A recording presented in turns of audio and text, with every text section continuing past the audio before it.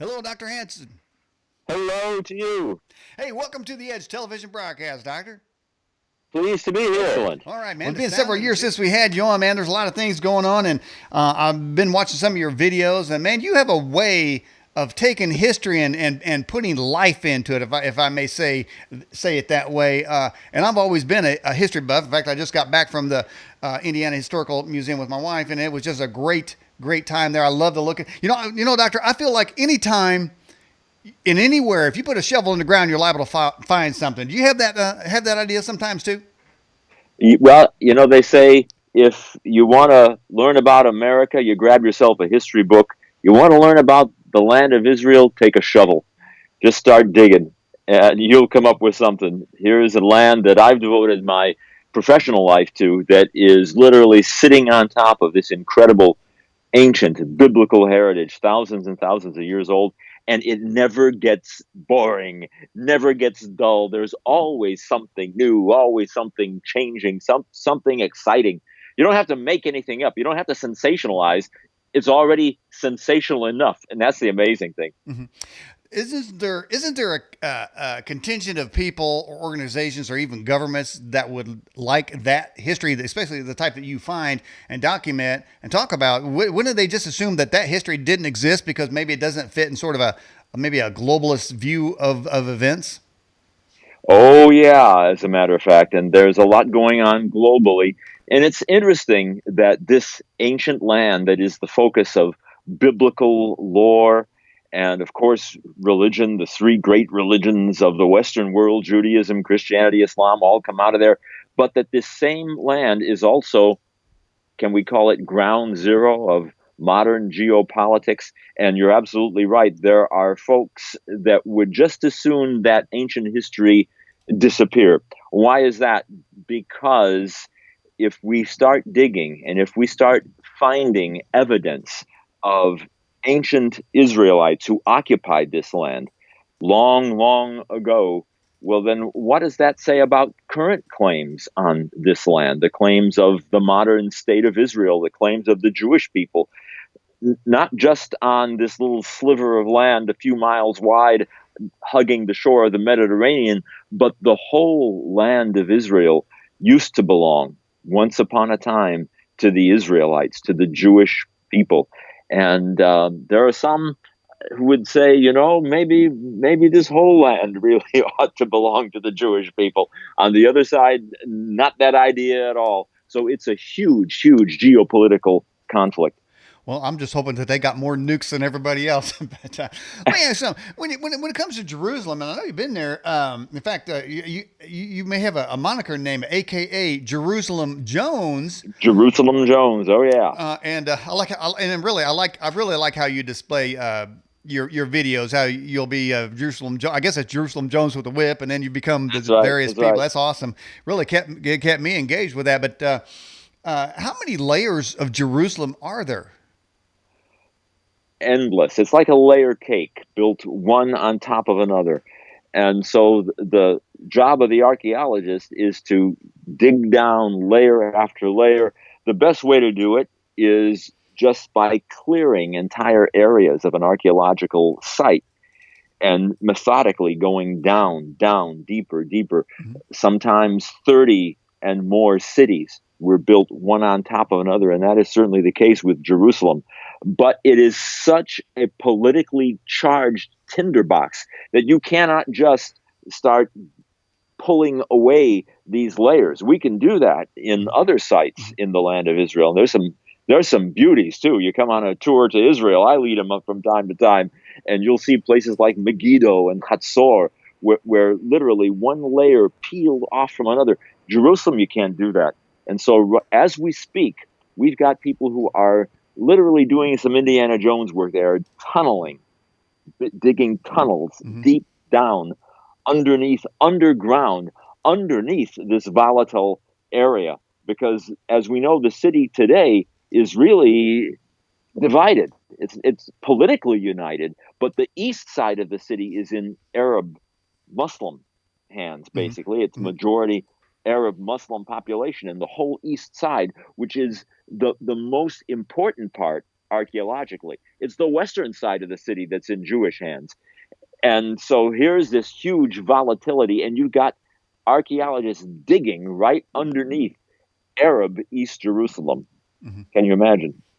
Well, I can imagine they don't like that. And the reason that I've always thought they didn't like that is because aren't they afraid they're going to find more verification that maybe that area did belong to the Jewish people?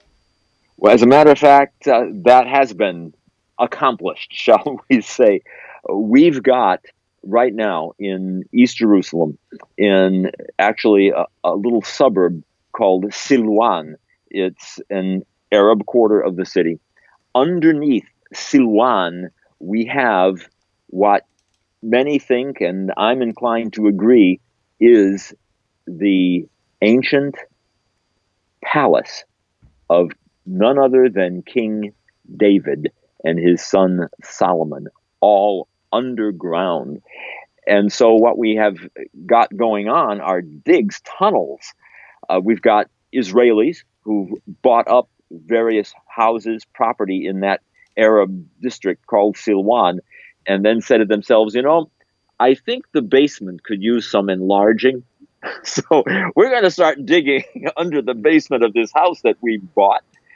And lo and behold, tunnels, a whole series of tunnels. I've lived in Jerusalem. I've been through these, and they just keep growing. Now, what do you imagine the Palestinian side has to say about this? What are you trying to now buy houses in this volatile area that is supposed to be the capital of the new Palestinian state? You're going to now dig under this to try to prove that it really belongs to you. Mm-hmm. This is like World War III kind of stuff, potentially. And it's controversial in Israel, too, because a lot of Israelis are not sure that this ought to be undertaken right now during this particular point in time. Mm-hmm. And yet the archaeologists are saying this is incredible, what we're coming across here. The throne room of King David. Well, that is pretty good. And I'm wondering if they find that room, what's in there? That's what I want to know. Well, already we've got a treasure trove of artifacts. Now, in archaeology, the most amazing stuff is not what you might imagine. The father of biblical archaeology said, what's important? It's the unconsidered trifles. It's the little things. It's the Sherlock Holmes kind of stuff. You take your magnifying glass, and that is what is most exciting about the archaeology. And only recently, we've got the discovery of yet another unconsidered trifle. It's a tiny little seal, a clay seal, no larger than a thumbnail or a postage stamp, uncovered among all of the rubble in this subterranean area in Arab East Jerusalem. That stamp bears the name Yeshayahu in Hebrew, which is Isaiah. Whoa. And on the next line underneath that, the ancient Hebrew letters read Nun Bet Yud. And since I live there, of course, I studied Hebrew. I speak the language. Nun Bet Yud spells Navi, which is how we pronounce the word prophet. Isaiah, the prophet. Now, part of that tiny little seal is just a tad smudged because it was wet clay. It was stamped. Like we used to do here in the early Americas. You'd write a parchment and you'd put a stamp in it, a seal. And they were doing that way back then. And while the clay was still wet in this seal, someone had smudged the outer rim of it and left a fingerprint.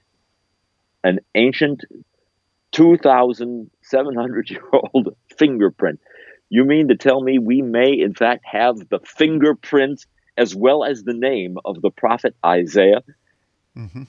Wow. That's the amazing kind of stuff that we're finding in these areas. And it was not very far away, just about 10 feet away from another ancient seal that bears the name Chizkiyahu, which is Hezekiah. And then underneath it says Melech Yehudah, King of Judah. And we're told in the biblical text that Isaiah and King Hezekiah knew each other intimately. They were friends. My gosh, we've got evidence of this kind of stuff. And this is all recent. It's just coming up when you least expect it. Uh, Over time, I've seen uh,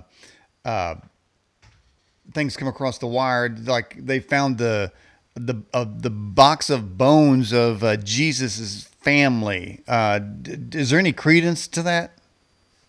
Well, being Easter season and tonight, Easter Eve, oh, there is a lot I can tell you about the tomb of Jesus. There was one tomb discovered about a decade ago that bore a series of ossuaries, and these are stone burial boxes, essentially carved limestone, containing actual bone fragments and names, inscribed names that might, at least according to the theory, represent Jesus and his own family.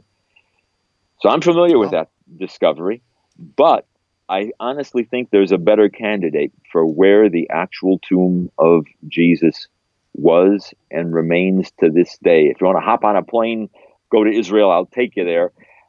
It is the traditional site, which is called the Church of the Holy Sepulchre, Mm-hmm. also in Arab East Jerusalem, but it's in the Christian quarter.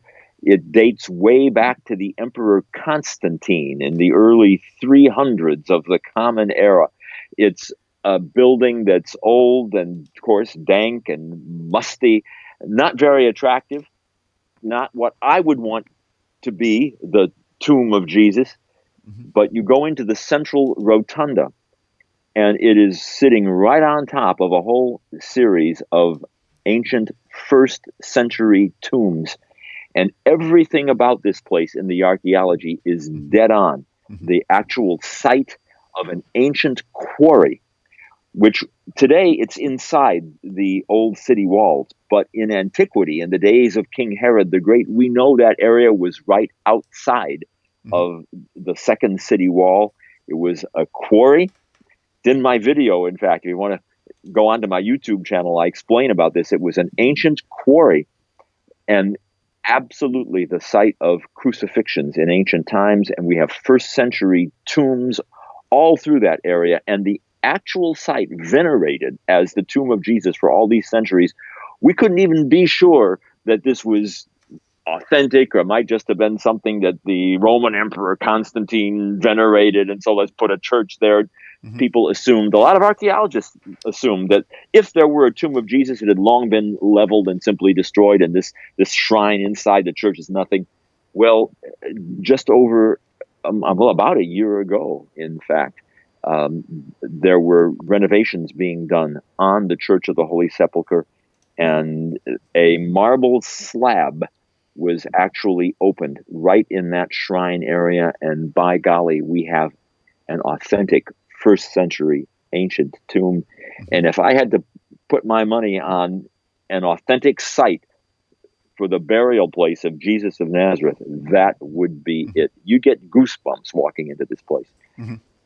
Wow. And the thing of it is, these the historical verifications through archaeology, they bring it really, they bring us sort of to a larger point, and I think they would lead us into a larger point that maybe other things written about in the Bible, it would be true as well. I mean, isn't the point to discredit history is to discredit the fact that Jesus exists, to discredit the fact that God exists, to discredit anyone who says that God exists, so that the state or the globalist entities would have more control. That seems to be like a wrench in the cogs, and so it seems forever they're trying to deny the existence. And I imagine that every archaeological find that there is that verifies ancient history and antiquity is it just gets them in the crawl, because they just say, hang on, they found something else. It's a minefield that we walk into in biblical archaeology and in textual research as well. I do a lot of work with texts. I work with the Dead Sea Scrolls. I work with a whole treasure trove of other ancient material that I call the Lost Bible. It's the books that never made it into the Bible, that have all kinds of experiences recorded. even what we might call I hate to say extraterrestrial phenomena are recorded, but it's some pretty crazy, spooky stuff in there. And it's a minefield because every word is contested. Everything we find in every archaeological dig is contested. And we have a group of folks, may as well mention them, they're called them, I guess they hate to call themselves this, but we call them minimalists. Minimalists. And these are folks who simply, and they're good scholars, mind you, but they like to minimize the biblical text. They like to minimize the history. As you point out, it didn't happen. They would suggest that the whole history of ancient Israel is largely an imaginary one. They just made it up. They just fabricated it. And so with every little trifle, these unconsidered trifles that we find that seem to validate or verify the biblical history, you can imagine now the minimalists have to come along and debunk these things, the great debunkers. And they do a good job. These are trained scholars in an international consortium, as it were. But then the other side, who take the books more seriously, well, we got a good slugfest going on, to say the least. Well, it's interesting, too, because I recently got a pay increase because my taxes were lowered through and I don't, I guess I have to say the name, however this is called, the Trump tax cut or whatever, the government, they voted for a tax cut. But then the other side keeps saying, they're saying to people that got them, so you didn't really get them. And then they said that what you did get isn't enough. And, I'm thinking, well, one, you've never given me nothing. Two, how can you determine sitting in there with $1 million salaries what's enough for anybody? But it's kind of that I got that minimalist feel like they're trying to tell me you really didn't get that. And so it's sort of history wise, people are saying, well, everybody was named Jesus back in that day. I've heard that excuse, so. Yeah, well, I like to tell my students, you can never really understand a concept or an idea unless you understand what it's pitted against. Learning isn't just about memorizing a bunch of facts. It's getting into these debates. It's understanding what's at stake, because all of a sudden we have a stake in it as well.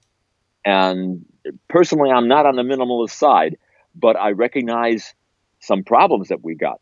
For example, take the city of Jericho, the great city of Jericho. Well, where's the archaeological evidence that the walls actually came tumbling down when they were supposed to have? And then we get into whole controversies about the dating of the conquest of Canaan. And the minimalists take one side and we take the other side, and on it goes. It's incendiary, to say the least. That reminds me, and I've mentioned on the program before, that episode of the Twilight Zone where Burgess Meredith comes into the state and he's being questioned, and the head guy is saying the state has proven that there is no God. And I would imagine they get to that point by attempting to disprove all the history or to rewrite history or to eliminate it altogether. And I think a lot of history rewriting is going on right now in our public school systems. Well, yeah, I would have to agree with you about that. I have to be careful what I say because, of course, I teach in a public university. So I don't want to get too much involved in that. But sure, there are those who would say that there's a lot of rewriting of history going on in public schools throughout education today. And we do have serious problems. I mean, we have a lot of students who have sort of been inoculated against learning. When we get into the university environment, we've got students who really don't want to be there. And my goodness, this is what an opportunity you have to study, to learn, to earn a degree, to better yourself. And instead, we find students who really have an attitude, who feel, well, I don't care. All I want to do is the least amount possible just to get out of here. And that's a shame because it tells me that something is really wrong as our young people are growing up through the grades today. And I think part of it is we haven't communicated how exciting all of this is, how many debates and controversies there really are. I don't tell anybody what they ought to think, what they ought to believe. In fact, I like to lay out both sides. I'll get into my Sherlock Holmes persona. I'll argue one side, and then I'll turn right around and argue the opposite side. Mm-hmm. And now you make up your mind, because there really are good points to be made. Well, Dr. Hanson, you mentioned Easter, and a question came in from one of our chat channels here. Says, what is the difference between Passover and Easter? Well, Passover, of course, is the Jewish festival of Exodus, deliverance from bondage, being led out of Egypt long ago in the days of the great lawgiver Moses, which is also in debate, I have to add. Our minimalist friends would like to tell us there never was a Moses. There never was an Exodus out of Egypt. No, and there never was a conquest of Canaan or a conquest of Jericho or any of these things. Well, Where's the archaeology? Who threw the chariot wheels in the Red Sea? That's what I want to know. Well, there are those who will debunk them as well. Those are geologic formations. Those are not chariot wheels. And by the way, they're in the wrong location. So any way we look at it, was it the Red Sea or was it the Reed Sea? Actually, the biblical text says Yam Suf in Hebrew, which is the Reed Sea, not the Red Sea. So we've got all kinds of problems. There's a game we like to play, pin the tail on Mount Sinai, because it could be anywhere or nowhere. But let me tell you, I like to believe that if there had not been a Moses, we would have to invent one. We would have to invent him, because, listen, great people, great nations don't come out of nowhere. They don't come out of the clear blue. They need leaders. They need great leaders. They need visionaries. You know, the United States, great as it is, would not exist today had it not been for one individual, George Washington. And that is absolutely true. I'm convinced we wouldn't exist had it not been for that man. Wow. You've got to have a leader. You've got to have someone to take a nation, to lead them. And Moses had to be. There had to have been a Moses, from my perspective. And a lot of people say that what gives hope to the rest of us is that Moses was an imperfect person. Oh, yeah, as a matter of fact. And some would call him a tyrant and a bloodthirsty leader at that. In fact, it's hard to justify some of what Moses did when he calls his own Praetorian Guard, as it were, the Levites of the day, who became the priestly class, called them to his side. And anyone who opposed him, he had his Praetorian Guard, his Levites, slay them. Right? We're talking killed, blood, slitting of throats. I mean, this is brutal. Absolutely. But that was the day and age in which these people lived. And incidentally, I'm aware of good military tacticians who study the Bible as military tactics, who are accustomed to close combat in the modern setting, and say, hey, this actually supports the biblical history, because this is the way you behave if you're in the ancient world. One of those I would like to see instituted would be for maybe the Navy SEALs or somebody, but say you've got 1,000 recruits. They all want to be in the exclusive club of the Navy SEALs. Take them down to a river and say, all right, you know, everybody, there's an enemy around, but go ahead and get you a drink of water and do that one test, you know, see which ones are looking up. You know, I mean, that's a good military test, isn't it? As Gideon did, the great judge Gideon. Yeah, he took his men down to the stream and said, take yourselves a drink of water. And those who lapped water like a dog, he sent home. Right. And those who cupped it up, he had 300 left. That's all he wanted, 300 good men. And by the way, the tactics that he used in his attack on the Midianites, absolutely brilliant military tactics. It was a brutal age, but he knew exactly how to confuse the enemy, how to use brilliant tactics. They hid their torches inside of clay vessels. And then his 300 men broke the vessels all at one instant. And suddenly all the hills were alight with these torches. And the enemy thought, my gosh, there must be an enormous army surrounding us. And they fled in terror and started fighting each other. But anyway, back to Passover. This year, interestingly, Passover happens to fall exactly on the same days as that first Easter. We're told in the New Testament accounts that Jesus was crucified on the Friday before the Saturday but we're also told that it was the day of preparation for the Passover. Now, in Judaism, I happen to be Jewish. In Judaism, it's a lunar calendar. And so Passover falls on a different day every year according to the solar calendar. Well, in that ancient time frame, Passover just happens to have fallen on a Saturday. And we know that because the gospel tells us it was the day of preparation for the Passover. It was also Friday, Good Friday. Mm-hmm. They coincided. Well, this year, guess what? They coincide again. And we celebrated Passover with the great Passover meal, the Seder, last night. And today is the first day of Passover. Actually, now we're into the evening. So we've just begun the second day of Passover, Mm-hmm. which is exactly the correlation with that first Easter. I was going to say in that warrior test about the water, if any of the soldiers went down there and started texting, those would be the first to get their asses booted out. Okay, They'd be the first. They'd Absolutely. be the first. Okay, get booted out. So Totally. We're looking for a few good men. So yeah, few good disciples. That's the Danielite cowboy test right there. If you're texting when you're supposed to be shooting the enemy, you're out of here, man.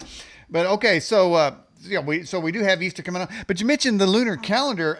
Did I not read that part of the Dead Sea Scrolls described a solar calendar? Absolutely. And that's a new thing that has just come out. Not only do we have archaeology and little clay seals being discovered, we've got just recently, very recently, the putting together, the splicing together of a new Dead Sea Scroll. Now, among the scrolls, we have several more or less complete ancient documents, entire books. I'm looking at one there right behind you that were unknown to the world, in fact, until 1947 when they were discovered out of the blue, hidden away in clay jars, and uncannily preserved, entire scrolls. But we also have tens and tens of thousands of little tiny pieces discovered in these caves by the Bedouin on the one hand, and then once the archaeologists figure out, my gosh, that we've got valuable antiquities hidden in these caves, mm-hmm. they started digging. Mm-hmm. And one cave in particular, called Cave Number 4, yielded tens of thousands of tiny little fragments mm-hmm. of parchment, some of them no bigger than a thumbnail or a postage stamp. The world's biggest jigsaw puzzle had to be meticulously pieced together over decades, and just recently, we have a new document that was sandwiched together from all these little pieces, and it's amazing. It describes a solar calendar among ancient Jews, which is, I just explained that Jews use a lunar calendar to this day. We got a solar calendar. That's mind-blowing mm-hmm. and pretty important. What books did the Dead Sea Scrolls sort of verify? Well, we've got at least fragments of each and every book of the Hebrew Bible, that is the Old Testament, and some complete books. For example, the book of the prophet Isaiah. We just talked about Isaiah's ancient clay seal. We've got the entire text of the book of Isaiah, 66 chapters long, mm-hmm. beginning to end. Does it match up to the current version or a current version? Well, our minimalist friends are not too happy about this fact, but yes, it does, as a matter of fact. And it is remarkably, it is almost word for word identical mm-hmm. to more or less modern versions of Isaiah mm-hmm. that have come down to us to this day in synagogues and printed form, almost word for word identical. Dr. Hanson, is anything found in the Dead Sea Scrolls describe supernatural events? You might call various mystical experiences supernatural events, as well as an uncanny fixation on the end of time, the end of the world, which is curious because Judaism doesn't really focus on those sorts of things as it's come down to us today. Mm-hmm. If you get too focused on the end of the world, you become what we say in Yiddish, a little bit mashugana. Or you become a David Koresh type. if Okay. you know what I mean. Okay. You don't want to go there. So Judaism says we don't focus on that. No. But but we know, thanks to these ancient texts, that ancient Judaism, oh yes, there was a fixation on not only the end of days, but on supernatural phenomena, supernatural beings. We have, among the Dead Sea Scrolls, we have the oldest example in all the world of what we call Kabbalah or Kabbalah, which is mystical Judaism. Mm-hmm. Mystical Judaism. It's called the Song of Sabbath Sacrifices. It's a whole text we didn't even know existed until it was discovered out of the blue in the middle of the 20th century along the shores of the Dead Sea in one of those caves, and also on a rocky precipice, an identical copy of the same text on a rocky precipice that's very famous called Masada, the last stand of the ancient Jewish zealots against the Romans. And this is a depiction of an ascent into the mystical heavens, the seven heavens, accompanied by a series of angels who are singing great songs that accompany the celestial temple. There's a temple up above and there's a temple down below.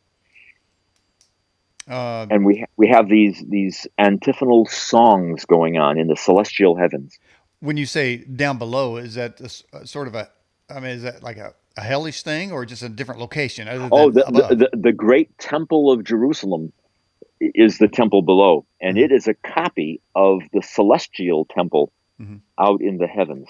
And this same kind of language gets picked up in the New Testament, in the epistles of Paul, in the book of Hebrews.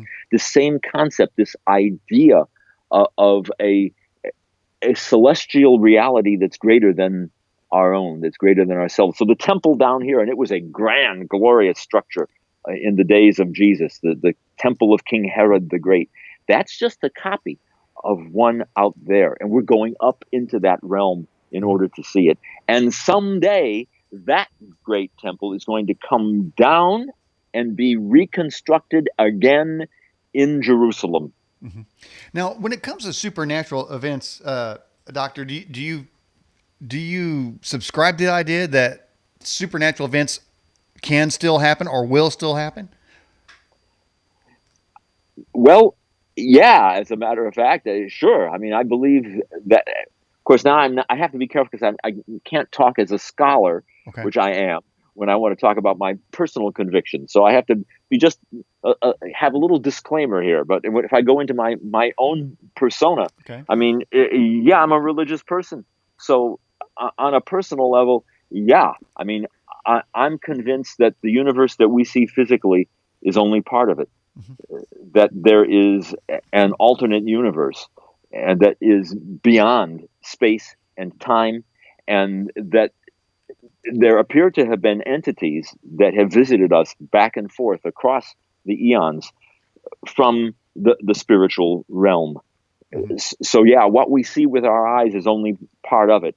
And the interesting thing is that we have textual reflections of these metaphysical type of experiences in the texts I deal with, in ancient Hebrew literature, an entire library of books that never made it into our Bibles talk about this whole spiritual realm intimately.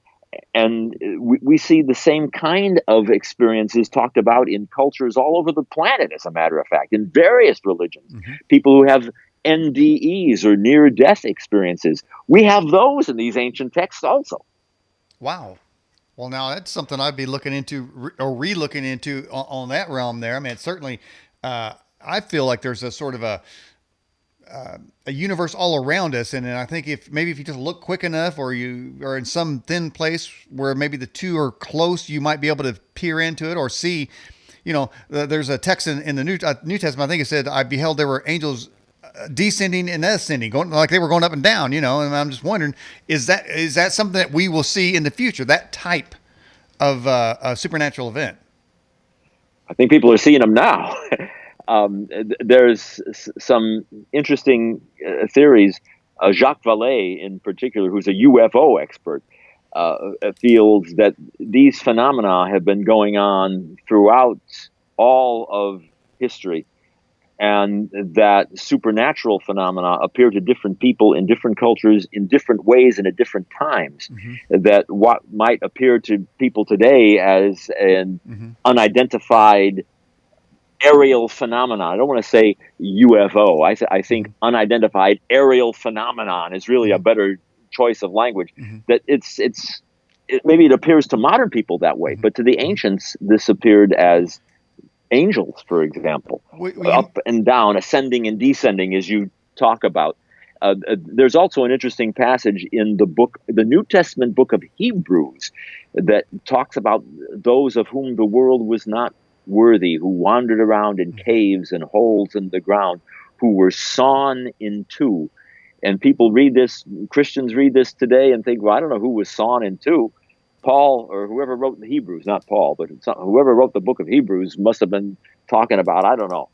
Well, one of these banned books is called The Ascension of Isaiah, back to the prophet Isaiah. This is a book that never made it into the Bible, but it records how the prophet was actually persecuted later in his life by a wicked Israelite king named Manasseh, and he was sawn in two. Whoa. And then his spirit went up into the heavens, and as you say, like angels going up and down, he was lifted up into the heavens to behold mysteries and revelations that have been hidden from all of humanity. It's a whole book that never made it. Wow. And that really makes me mad, because I feel like somebody else determined what books I can read or that are available to the public. And I don't like that, because it tells me that they say, we don't want people to know this information, but we want them to know that information. And I don't like that. I like to know all the information, and I want to be a judge. But you mentioned George Washington earlier, and then we're talking about angels and supernatural events. I think there was one event that was recorded in the magazine Stars and Stripes around 1850 that said that an angel had appeared to George Washington and showed him the future of the republic. So I'm wondering, during times of stress, or when the creator of the universe wants certain events to happen or to protect someone, that he sends down representatives to make sure that they're okay and that they can perform the function that they're supposed to do. Yeah, I'm an devotee of the idea that we've had celestial messages coming to us across space and time. And again, I have to step out of my role as a scholar. It's a pity that scholarship can't really deal with more of these issues. We talk about texts and we talk about history and archaeology, but we can't really delve into what the writers of these texts must have been experiencing. We just don't go there. No. And it's a pity, because they must have been having some amazing, powerful experiences. Either they were making all of this stuff up, which means they were liars, or they must have been having some kind of experience. And we have recorded instances of these kind of messages, warnings often, sometimes dire warnings. For example, the ancient historian Josephus tells us that during the great siege of Jerusalem in the late 1st century of the Common Era, there were all manner of omens and warnings. The Romans are coming. There was a star that hung in the heavens, ominously shaped like a sword, hanging over the city. There was a comet that appeared in the sky. On and on and on, this blazing comet that hung as an omen. There were even voices that were heard in that temple, that great temple, the one below, the one that actually stood in Herod's day, voices saying, we are leaving this place, we are leaving this place. And this is recorded in the ancient historian Josephus. What, was he fabricating all this? Was he just making it all up? Was he lying? Or were people having serious, let's call them celestial or supernatural experiences personally in those days? There was one group that was in fact convinced that this was the appropriate time to get out of Dodge, to flee the city of Jerusalem. And they left. And that group were the ancient Judeo-Christians. And we're told in other historical sources that they fled east across the Jordan River and set up shop in an ancient city called Pella. And they were the one group that were saved from this horrific siege by the Romans in the first century. They surrounded the city of Jerusalem. There were, according to Josephus, 1 million casualties, Jewish dead in that siege. The entire city was literally burned to the ground. There were people in a famine who were literally eating corpses. It was horrific what was going on. There would have been no survival of the Christian movement in those days had these people not somehow heard something, sensed something, and literally fled. This is a historical record. They fled eastward. They were the one group that saved themselves from this siege. Okay. Well, Doctor, we're right at the top of the hour. We take a 5-minute break here. Anything you'd like to say about your YouTube channel or your website? You go right ahead.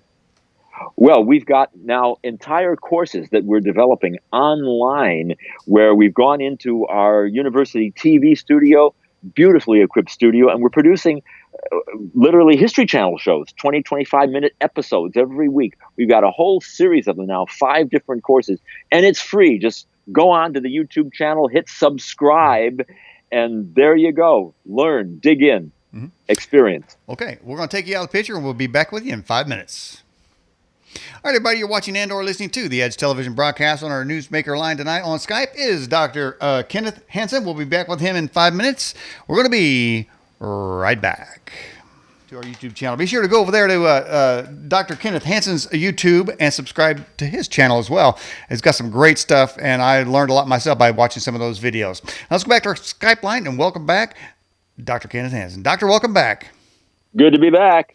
All right. Well, we're talking about, I want to get right into supernatural events in the Bible. And I'm wondering, when it comes to, say, we mentioned Moses in the first hour, when he threw that staff down and it turned into a snake, was that magic? Was that a supernatural event? How would you describe that? That's a very good question. Of course, the Egyptian magicians were performing their own magic. And so the whole point of this was to show that there is only one God who has all power. And that means in Judaism that there are no other boogeymen running around who have any power at all. There's no Darth Vader. There's only one supreme power. And that is the essence of monotheism. This is a huge monotheistic statement, believe it or not. And the text is shouting it at us. I've got here with me, as a matter of fact, something that all of the Jewish world wears. This is actually commanded in the biblical text, in the book of Deuteronomy.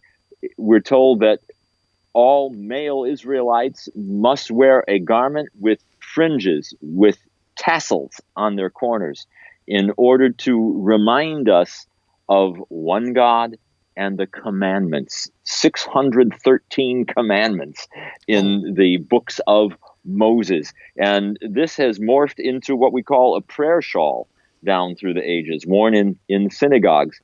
This is, I think, the greatest innovation in human history, aside from the wheel, is the idea of one God. That's what the Jewish people gave us. They lived in a sea of paganism. There was no concept, no idea of a single God. The gods were all magicians, basically, and all aspects of the cosmos, the sun, the moon, the stars, the wind, the trees, the babbling brook, they were all gods. And along comes Moses. Along comes this curious idea of only one God who has to prove that all these other magicians are nothing. And so Moses' power must disable all of them, and gave us this idea that not only is there one God, but this God is separated from the rest of the universe, not part of it. Back to our discussion of an alternate universe, right? God is above, God is beyond. There's a philosophical term we use in high academics called otherness. God is other. In fact, the best way to define the monotheistic God is not by who he is, but by what he is not. God is not any part of this cosmos, and therefore, sitting above it, God can actually judge humanity. And this whole idea of natural law and justice, there's a right, there's a wrong, there's a good way, there's a bad way. This is all from monotheism. If you don't have that, what do you have but a bunch of squabbling deities, which Mm-hmm. is what all of the rest of the ancient world had, fighting with each other. And then, of course, that is mirrored down here by different Mm-hmm. tribes and Mm-hmm. groups trying to annihilate each other. Right. Where's the justice? I think what you have is chaos, and Totally. every time I see chaos in the United States, particularly, or now of course in Europe and the madness over there going on, I see chaos. I just see the throwing off of the ancient truths that seem to come at an appropriate time in human history. And I'm wondering, are we going to get? I don't want to use the sort of the Christian word revival, but is there going to be a time when these truths come back down and settle the human condition, because it seems to be heading off a cliff? Yeah, well, speaking personally now, again, I sure hope so. The great philosopher, Enlightenment philosopher, John Locke, was not writing as a religious man, but he did take these religious concepts from the world of monotheism, that is Judaism and Christianity specifically, and he secularized them. And he said, you know what we got? We got a natural law that's out there in the universe that is above human beings.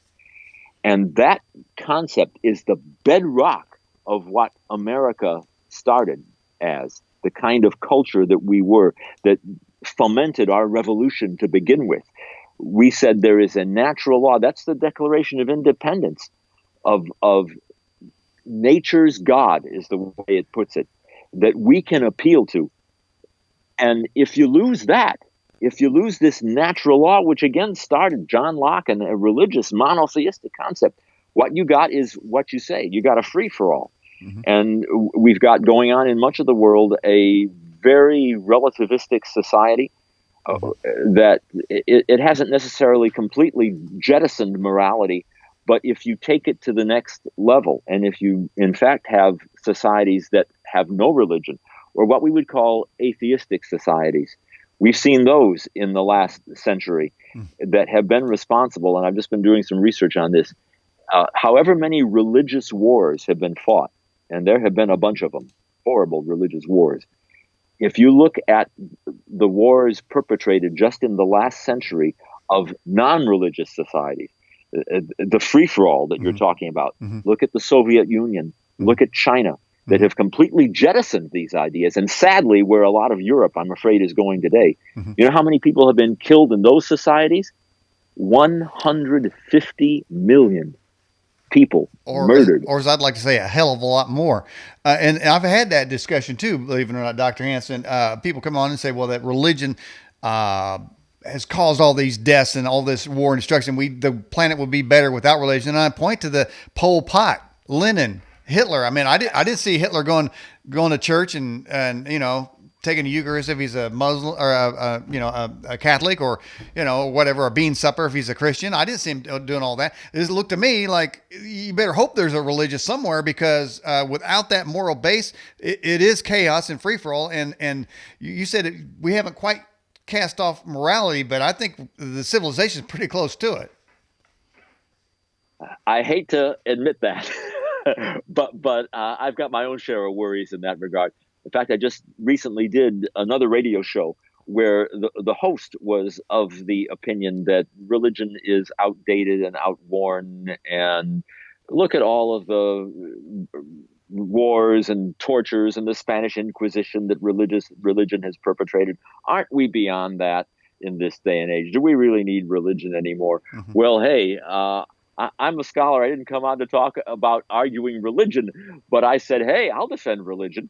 Sure, I'll defend religion. You can add up all of the horrors perpetrated in the name of God, however you conceive God, and still it's a spit in the ocean, a drop in the bucket compared to what non-religious societies have perpetrated. Nobody's perfect. Religion is not perfect. Religious societies are flawed, and our own founding fathers knew that. John Locke knew it.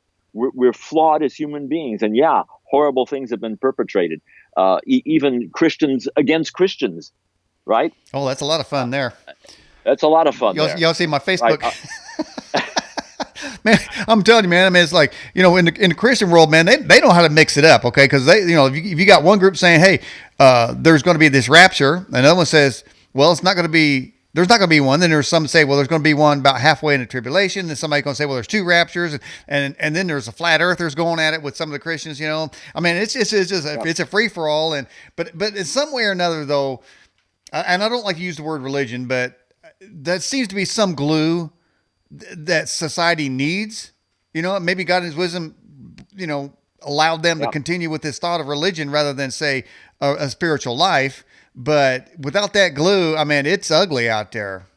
What takes its place? What does it say? Nature abhors a vacuum, but what fills that vacuum is some of the vilest crap ever, and it's getting worse. Yeah. And interestingly, Christianity historically has been behind the whole phenomenon that we sadly have to call anti-Semitism. And it really began out of Christianity, I'm afraid to say, where Jews were accused of being Christ killers. Back to the whole Easter subject, Good Friday. We've got a nameless group of Jews out there saying, crucify him. Did your people do it?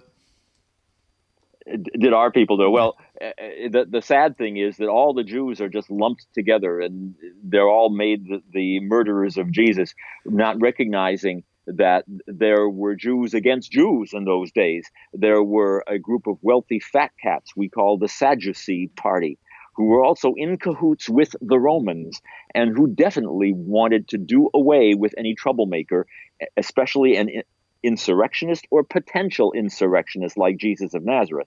But they were viciously opposed by another group of people who unfortunately get the short end of the stick, called the Pharisees, who in fact were moderate, they were liberal-minded, they were the natural supporters of Jesus. It's too bad that gets lost on a lot of Christians even today, and everybody's just lumped together. Jesus had a lot of supporters. Mm-hmm. They loved him among his own people and deeply mourned him when he was being crucified. So instead, however, the Jews did it, and that's been an excuse for Jew baiting, anti-Semitism. But having said that, I also want to say that Christianity has thankfully understood some of its own problems, its own guilt. No one's perfect. No religion is perfect. And the good thing is, from my perspective, that today sincere Christians are among the most stalwart supporters that the state of Israel has, bar none. Mm-hmm. If you look to Europe, if you look to secular societies who have more or less abandoned religious underpinnings in society, what do you find? You sure don't find support for Israel. You find just the opposite. And in fact, you find a new anti-Semitism today. And that's exactly what we have to call it. It's a new anti-Semitism that is raging in continental Europe as we speak. It uses the excuse of, well, the Jews are the new Nazis, and we're really anti-Israel because they are oppressing their poor Palestinian neighbors, et cetera, et cetera. And it's dangerous now to be a Jew in the streets of Europe. I saw a video of a train going from Israel to Palestine loaded with fruits and vegetables. I don't see that help that they send over there coming from their Muslim buddies over there. But let me ask something. I always want to ask kind of a Jewish person this question. All right, so we talk about the supernatural part of Moses, where turn the staff was turned into a snake, or the burning bush miracle or the prophet rising from dead bones. You see these, then let's just say that you tune into Christian TV, and there's a big evangelical thing going on, and a guy waves his hand, and about 50 to 100 people fall over. Do you go, okay? I mean, how do you? What do you see when you see something like that? When, like, sometimes they'll shoot them with like fire, or they'll their hands, and then all these people just like fall down, or some of them like barking like dogs and stuff. It's called being slain in the spirit. So I mean, what do you see when you see that? Well, it's easy to be judgmental and to dismiss such things as just a lot of emotion, but I'm careful not to do that, to be honest. It's not my religious practice. Judaism today, which I practice, is very down to earth. It does not focus on the hereafter. It focuses on the here and now. It does not focus on supernatural entities. like angels, even though Jews admit and acknowledge that angels exist. Let's not put too much focus on the supernatural stuff. Why? Back to monotheism, back to this prayer shawl.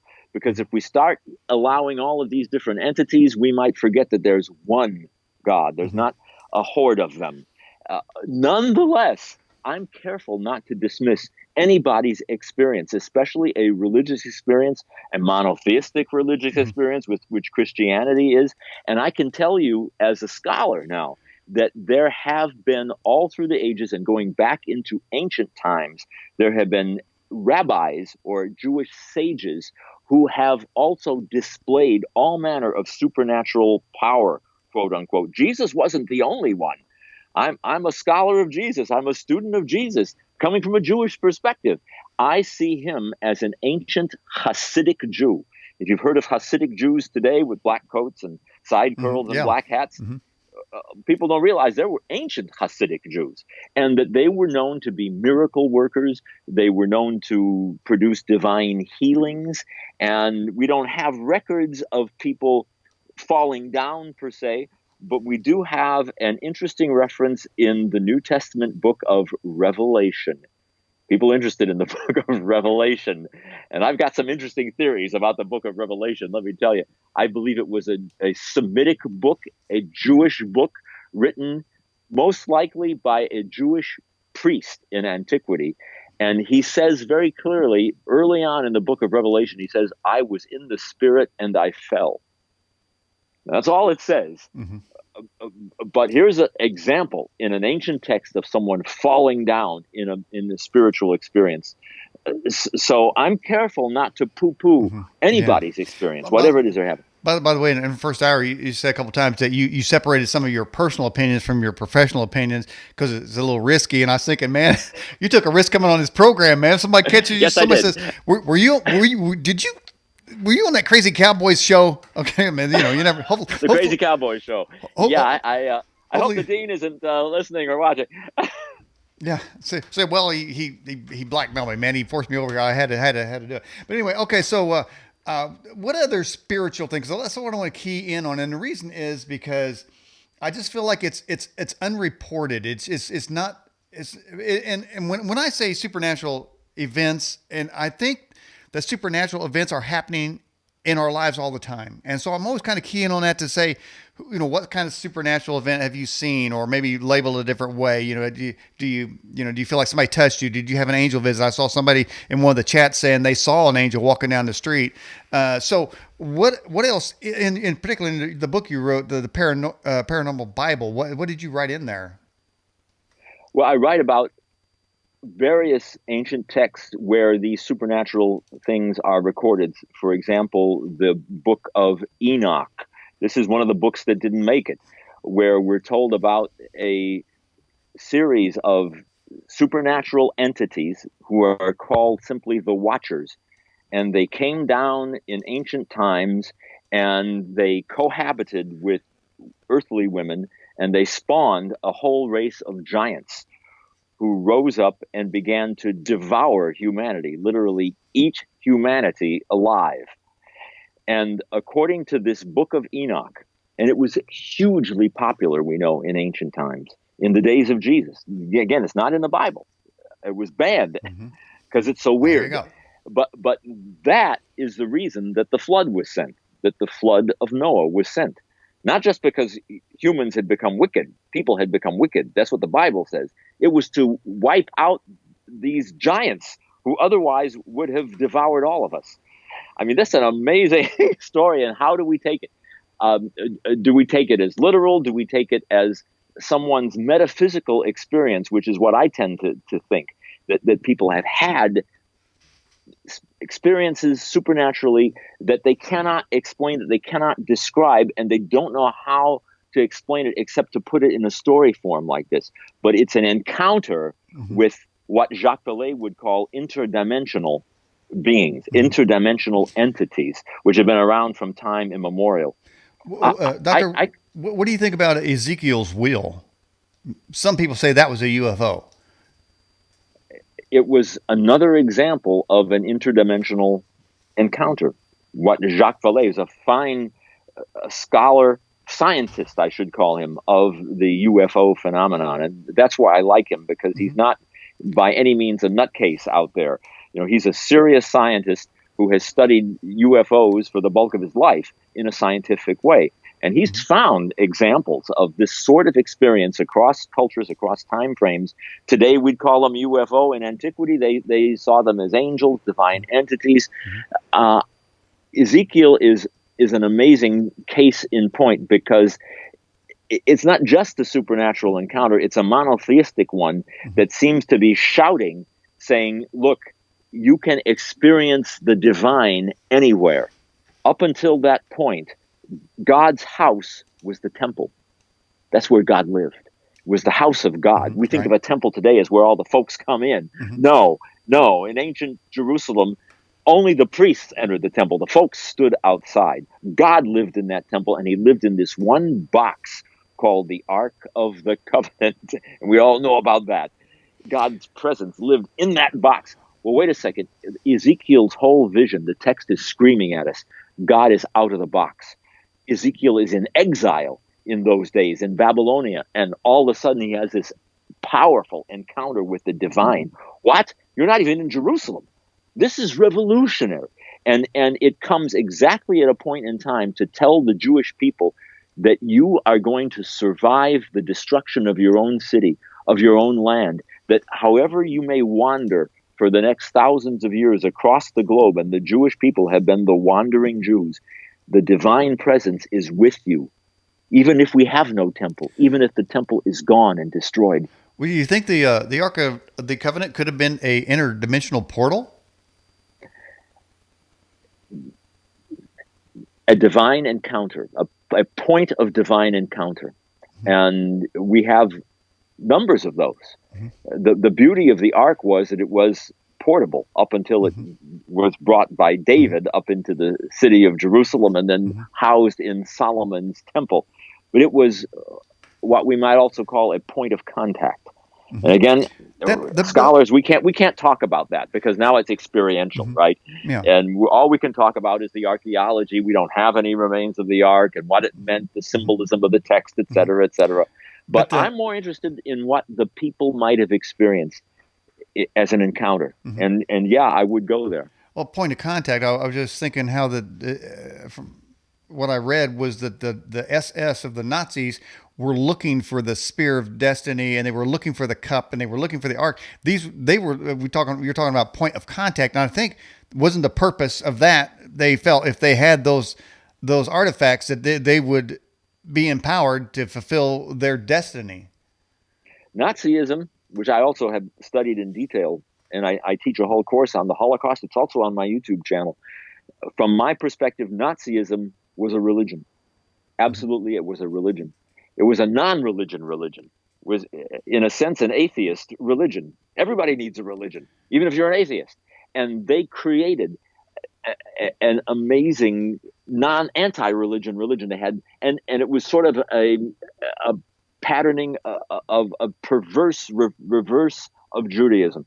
You had your own high priest, that was Hitler. They had their own priesthood, that was the SS. They had symbols and slogans, and yes, they had points of contact. They were looking for the great spear that would give them this divine power. Of course, Steven Spielberg had them looking for the Ark of the Covenant. Also, not really, but they were looking for these kind of symbols. They had the flag, the Nazi standard that touched Hitler, and now it was passed on to touch everybody else in a great priestly line. Horrific. But very, very religious. People need points of contact. I had one myself, by the way. Well, let's hear it. And it's particularly pertinent to this Easter season and Passover season that we're in now. I was leading a tour group to Israel. Now, I lived in Israel for over 3 years, learned the language fluently, and that led me into my academic studies of ancient texts. Hebrew is the same language. But I'm leading a tour group, as I like to do, and there's a Jewish and Christian group. I wanted to show them the archaeology behind Jesus. Now, the tourists are always taken to one spot near the ancient Temple Mount and told that this was where Jesus was tried before Pontius Pilate. And it's a major pilgrim site, and in droves people come and they have powerful experiences, and they look at the stone floors, and this must have been where Jesus stood when Pilate tried him. Well, I'm sorry, but it is bogus.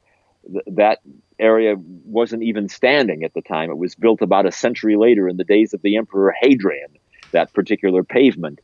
But within the last dozen years or so, we've got the spot. And it's along the old city wall that was all covered up by just earth and debris for thousands of years until the Israelis came and they dug it out. And there's a gate, an ancient gate along that wall that was actually the gate of King Herod's palace. And there's a stairway going up. Everything is perfect, exactly where Pilate would have been in Herod's palace, trying Jesus. We know where the guard stood, where Jesus would have been brought out. Well, I knew where that gate was, and I was going on ahead of my group, trying to find the gate so I could show my group the next day. Well, I was aware of the archaeologist who originally discovered this gate. His name is Shimon Gibson. He's a British archaeologist, and he did a whole spiel on it on the History Channel way back when he first found this gate. And I had that History Channel episode loaded in my iPhone to make sure that I could find the gate. And I'm going along the wall looking at Shimon Gibson, and I reach that area, and who is standing exactly at that gate giving his own talk to a private tour, but British archaeologist Shimon Gibson. There he is. And I put on my iPhone video and started recording him, of course, with his permission. But it was the most uncanny thing I've ever experienced in my life. And the very next day, I brought my own group to that spot. I showed them, of course, the video and the actual archaeologist who had found it.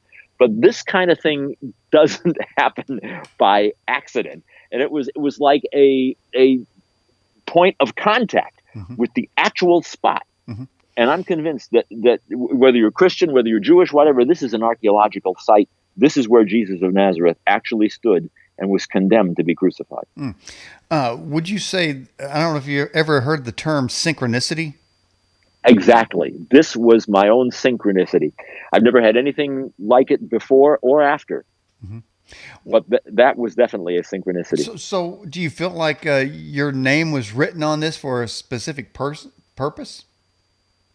Was it somebody was acknowledging that you exist, and that was a little thumbprint right there to show you that they know who you are? It was a little confirmation, because not a lot of people know about this site, to be honest. And the tour groups are still brought to the wrong site. And so it was just a little personal confirmation. So in your archaeology, you say that Jesus did exist. I'm convinced he did, but even that is debated. There are those who, on an academic level, say, no, he's just a mythical character. No, I think we've got to look at it now scientifically. We have to look at all the evidence. And it's like a courtroom. Everything we do academically, I tell my students, it's like you're a lawyer marching into a courtroom. I don't care which side you're on, but you better be prepared to argue your case. And you build a case by a preponderance of the evidence. That's what you need, a preponderance of the evidence. And whether you're Jewish, whether you're Christian, doesn't matter. You're looking at evidence now. And when you've got not just religious texts, and that's a problem, frankly, when you've got a religious text and that's all you have to go on. You know, we've got multiple religious texts, whether they're Islamic or whether they're Hindu or whatever, talking about all manner of mythology, what we would call mythology, right? But you look at other examples. Josephus, the historian, writes about Jesus. We have the writings of Pliny and Eusebius, and on it goes. So you put it all together, and then you look at the archaeology, and you say, this fits, and you build your case in court. What about the Shroud of Turin? Is that an authentic artifact? I get asked a lot about the Shroud of Turin, and my, is it interesting, because talk about a point of contact. People have many profound points of contact with that. And honestly, I have not a clue as to what produced that image. Mm-hmm. All kinds of theories, but let's face it, there's problems, whichever theory you try to use to figure out how somebody could have manufactured that image on Mm-hmm. that cloth. Mm-hmm. I don't know. Mm-hmm. Absolute bewilderment. Mm-hmm. Well, However, go ahead. Mm-hmm. if you look at the cloth itself, well, we've got now carbon dating for the cloth. And the carbon date of the cloth suggests strongly that this is medieval cloth. Now, the other side will come and say, that those supporters of the shroud will say, but the shroud did go through a fire. And we know that Mm-hmm. burning can throw off carbon dating. That also relates, by the way, to our problems with dating Jericho, which is a whole other issue. Also, carbon dating is a problem there too, but there was a fire. Mm-hmm. So I recognize it. But then there's the weave of the cloth itself, which is an intricate twill weave. And this is not what we would expect from first century land of Israel. And the third problem is that in antiquity, there were two pieces in the burial. Now the body was Mm-hmm. taken; it was wrapped in a cloth, true, but the headpiece was a Mm-hmm. separate cloth Yeah. covering the headpiece. The shroud is one piece and does not match what we seem to know archaeologically about how people were buried in antiquity. So I have problems with the shroud, to Mm-hmm. be honest, Mm-hmm. even though I have Mm-hmm. no explanation for that Yeah. image. It seems to be an anomaly of some sort. You said in the first hour that some of the writings that you found in the Dead Sea Scrolls, and maybe some of the other writings, that there was a focus on the end times, so to say. Oh yes. How did they describe how the end would be? Well, we have in Judaism, even though, as I mentioned, Judaism does not like to go to the end time. You know, you live for today, we live for now, you live a good life now and a proper life now, and the hereafter will take care of itself. And I like that, Mm-hmm. coming from a Jewish perspective. Okay. However, in antiquity, oh yeah, especially in the days of Jesus. But there is in Judaism that has carried down, even to this day, there's a term called Chevlei HaMashiach. Now, Mashiach is the word for Messiah. Kind of sounds Okay. like a Mashiach, Messiah. Okay. Chevele means pangs, pains, like birth pangs. And even today, rabbinic Judaism says, yes, before the Messiah comes, it will be like pangs. There will be troubles. There will be wars. There will be the young disrespecting their elders. There will be a lack of knowledge of Mm-hmm. the religious works of the Torah. It will be a horrible time. Mm-hmm. Well, that came right out of antiquity. And sure enough, our ancient texts suggest this. Dead Sea Scrolls, in fact. We have an entire book of the Dead Sea Scrolls. Again, this is one of the banned books that never made it into the Bible. I'll tell you in Hebrew first. It's called Milchemet B'nei Or B'nei Choshech. You got that? Got it. It's the war between the sons of light and sons of darkness. Surfaced out of nowhere in the middle of the 20th century, 1947, and it's a description in ancient Semitic text of 7 great end-time apocalyptic battles. We're talking ancient Hebrew between the sons of light and the sons of darkness, the good guys versus the bad guys. Think Star Wars. Mm-hmm. You got the Force and you got the dark side. Mm-hmm. 3 of these battles will be won by the sons of light, the good guys. Mm-hmm. 3 more will be won by the sons of darkness, the bad guys. And the final 7th battle will be won by the Almighty, who will descend from the heavens with a host of angels. And there's angels again. And Mm-hmm. will win it supernaturally on behalf of the sons of light. And it just sounds eerily like the book of Revelation, doesn't it? And yet it's written in Hebrew, not Greek, and it predates the book of Revelation by at least 100 years. Wow. Well, there's a lot of talk about the end time scenarios, but I know as time goes on, from 70s, 80s, 90s, it seems like every decade there's a new theory of how the end is going to be, and I don't know why it would be changing. As if people are waiting to read the news and try to extrapolate from that how the end's going to be. Endless theories, and of course, date setting. And that's where we run into a lot of problems. Because as soon as somebody sets a date, well, the date passes. Remember when 2012 was supposed to be the end of the world? Right. And now you have to come up with a new date. And it's a pity because people get inoculated to what may well be at least an apocalyptic cycle. I like to think in terms not of one end date, but of cycles. And that's what the ancients seemed to have bit into. This war with ancient Rome in the first century. You know, Jesus of Nazareth warned about this specifically.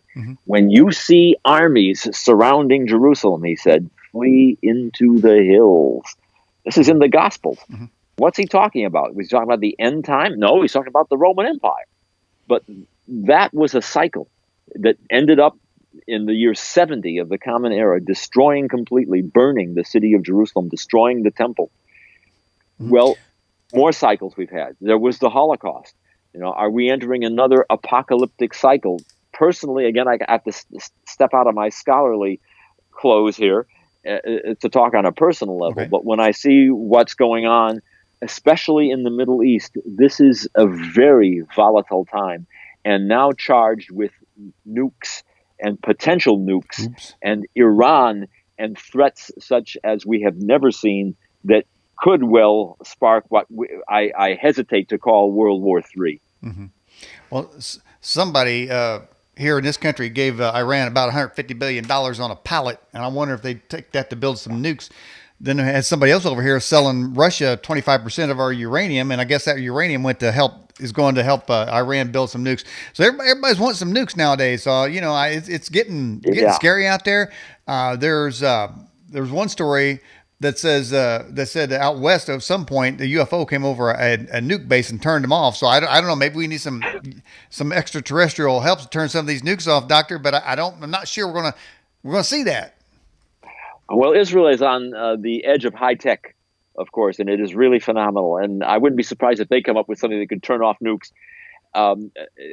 It's actually remarkable. The state of Israel coming up out of nowhere, and really a third world impoverished country in its first several decades has now turned into a high tech powerhouse, and with an absolute high tech military. Just recently, the state of Israel made a missile attack through the Israeli Air Force on an Iranian site being built in Syria, a military site.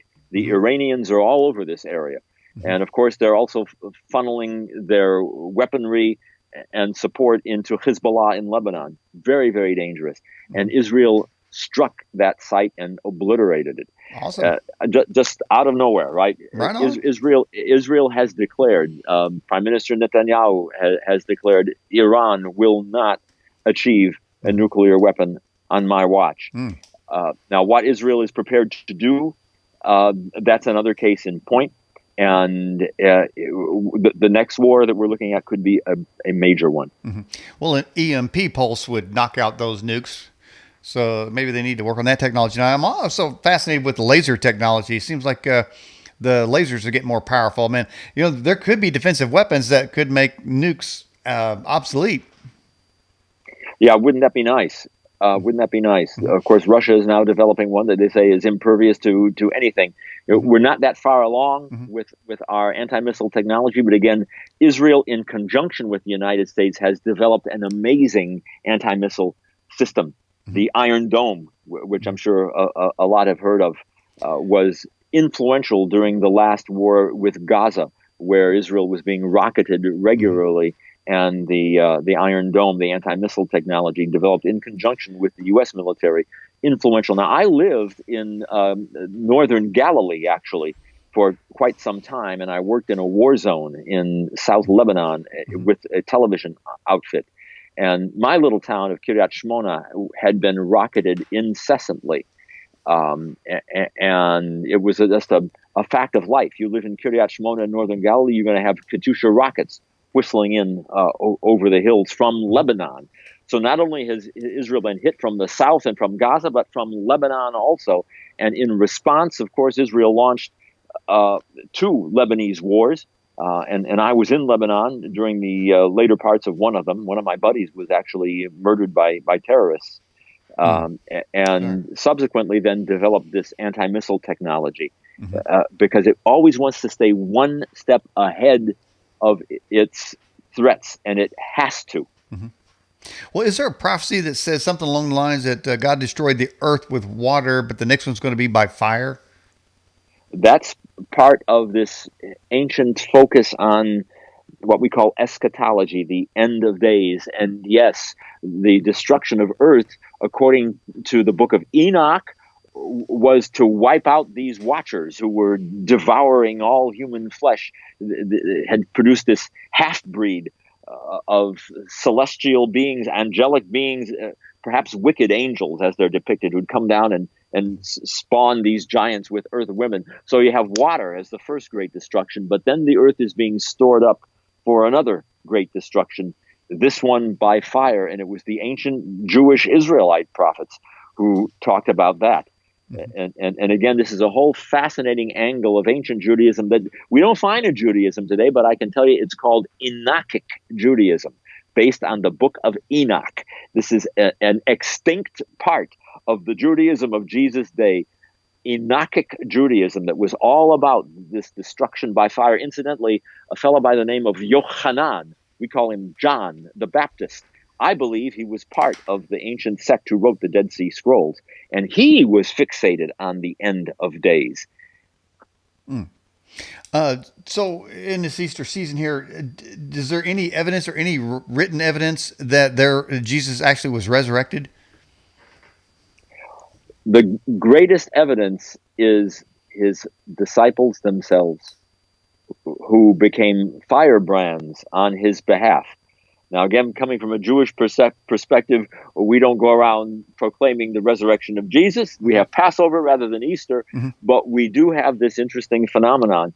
Why did these dispirited disciples who had lost their leader in the most humiliating form of execution, the Roman crucifixion can't get any worse than that, why were they suddenly energized to become firebrands, to risk everything, to lose their lives on behalf of a person who had been executed? One scholar believes that Jesus was actually left on the cross to decay, and that his body was eaten by dogs. And this is a Christian scholar, I might add. I better not mention his name, but he's a profound and very highly thought of Christian scholar who says there was no resurrection. But all right, then if he had been eaten by dogs and left to decay on a cross, then why this phenomenon of a group of indefatigable, undisturbed disciples who would lay down their lives on his behalf? That's one for the ages. That's a question for the ages, and it just depends on your religious perspective. I'm coming from a Jewish perspective, but I sure respect my Christian friends who are celebrating Easter and the resurrection tomorrow morning.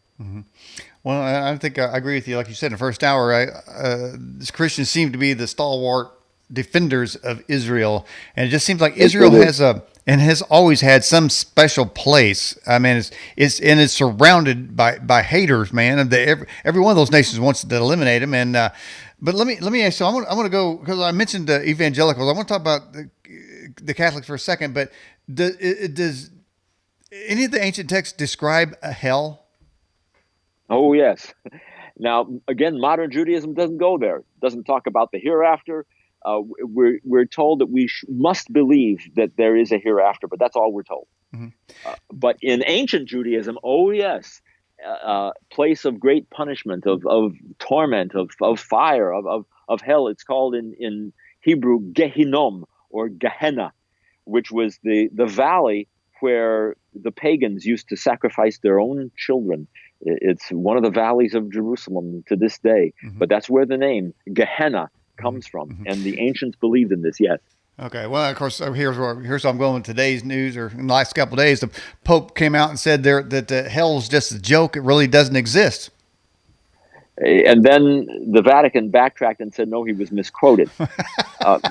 So funny. Modern rabbis don't go there because we No. just say, look, do the good, do your good deeds, keep the commandments. Mm-hmm. If you're Jewish, we got a whole lot of commandments to Mm-hmm. follow. Just look at your prayer shawl. Mm-hmm. If you're non-Jewish, just keep the 7 laws of the sons of Noah, 7 Noahide commandments.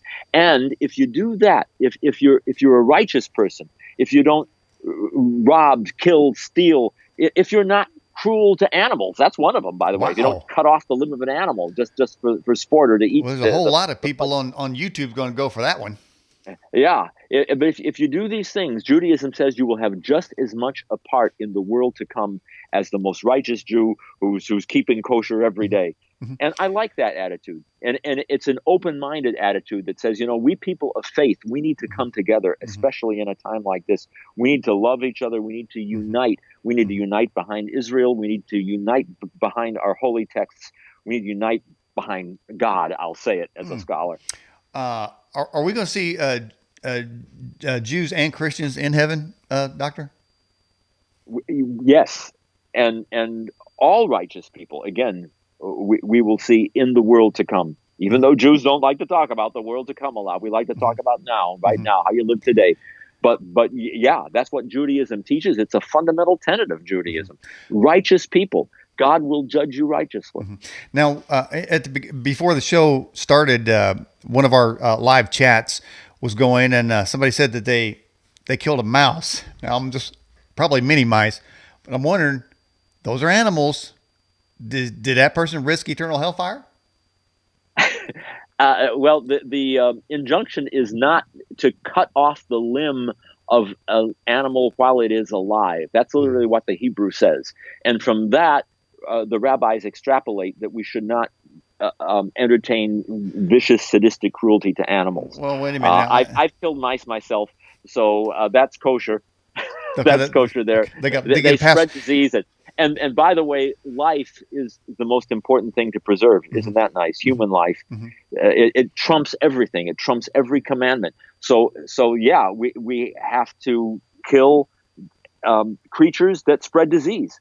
Sure. Okay. We preserve life. And you've been so many places in archaeological digs. You were a liaison to the Israeli Defense Force. I mean, you lived in these places. You've given tours. You've written books. Phenomenal things that you've done. Is there any? And I hate to put it into a sentence, but is there an overarching thing that you have discovered about life in all that? Is there one message that seems to be repeated, whether you find verification of a historical event or whether you all of a sudden you get a spark of thought to write a book of various things and places you go? You said, you the hair on your back of your neck may stand up, you get chills, whatever. Is there any altogether, have you got any overarching message of what all that means to you or what that would mean to others that you could relate to them? Well, there's the famous toast we have in Judaism when you get married or you lift a glass and you say l'chaim. It means to life, to life. And the important thing is to revere life and also to love life and love what you do. And I've had a rather unusual journey, to say the least, in my own life. I'm a professor now, but still, I do a lot of things that are just fun, that are for the love of it. I'm producing TV now, television episodes as part of my courses that I offer. And I dress up in costumes and become different characters and become an actor and so on. Why? Because I love it. And that's the bottom line. Whatever you do, if you love it, you got to find that one thing, that one thing that you were cut out to do, that you were meant to do, that you love to do. And everything else is going to take care of itself, including the world to come, mind you. You got to love it. You got to love life and live it every moment. Steve Jobs said, if this were the last day of my life, would I love what I'm about to do today? Would I really want to be doing what I'm doing today? And if too many days pass when I'm not doing what I really would love to be doing, then I know I need to change something. That's the way he lived. That's the way I live every day. Good message. Good message. I'll tell you what, before we go, I want tell me how to say Jesus with that dialect that you use. Well, he had a Hebrew name, Yeshua. Yeshua Minatzeret, Yeshua, and it's the word for salvation, actually, and it's related to the word Joshua as well. Well, give me the last part. I Yeshua, know about Yeshua. What's that second part? Minatzeret. Natzeret, or Natzrat, as we say today, is the city of Nazareth.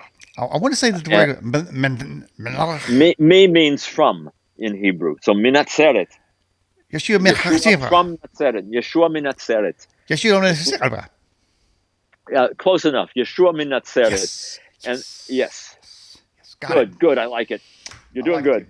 All right. Well, Dr. Kenneth Hanson, I appreciate you coming back on the Edge television broadcast. How do you like the show? That was a blast. Really, right. A lot of fun. Enjoyed it very much. Just hope the dean isn't watching. Well, tell him to subscribe to our YouTube channel too. Any final thing you want to say about your website or your YouTube? Go to my website. I've got a lot of amazing stuff there, all about my books and so on. I've written 7 books. I've written an ebook, in fact, all about the Visionaries, which are the supernatural entities that these ancients seem to have recorded. A lot of amazing stuff in that book. I had a great time writing it, and available exclusively as an Amazon ebook. But then check out the YouTube channel. Lots of people there, and the subscriptions are just going up and up. And hey, it's free. Just subscribe and enjoy. There you go. All right, Dr. Hanson, I appreciate you coming on the show. Can we have you on again sometime? Would love it. All right, I appreciate it. Thanks for coming on the show. My pleasure. You bet. All right, everybody. That was...